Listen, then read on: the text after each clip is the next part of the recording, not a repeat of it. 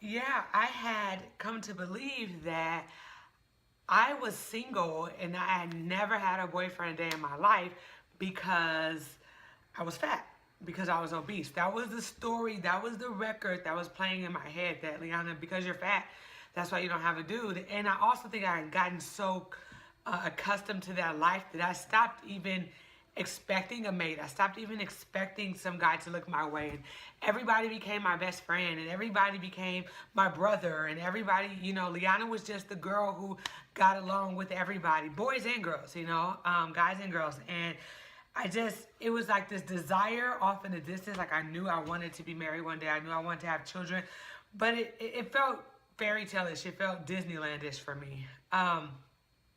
And I just believed that, that I was single because I was fat.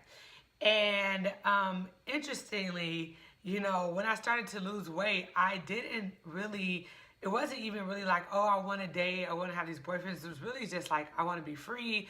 I don't like the body I'm in. I can barely even look at myself in the mirror. Like I wasn't comfortable with my own skin.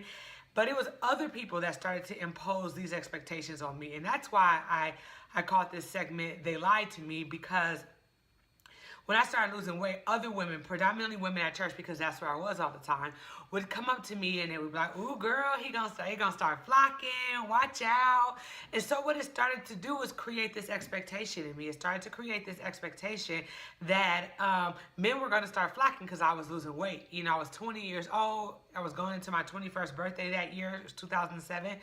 And I was just losing weight. I lost 100 pounds between 2007 and 2008.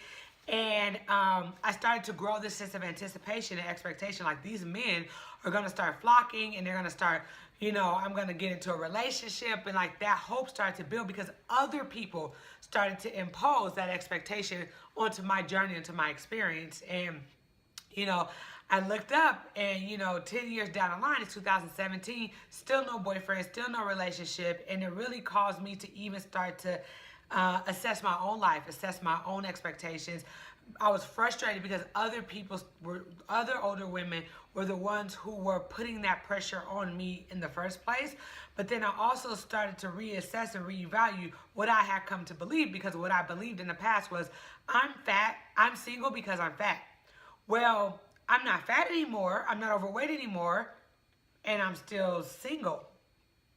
And I that really started for a minute in my life, even recently, not too long ago, it started to make me feel sad because I had to rethink everything I had once believed, at least in that area. Like I believe that the fundamental primary reason why I was single was because I was fat.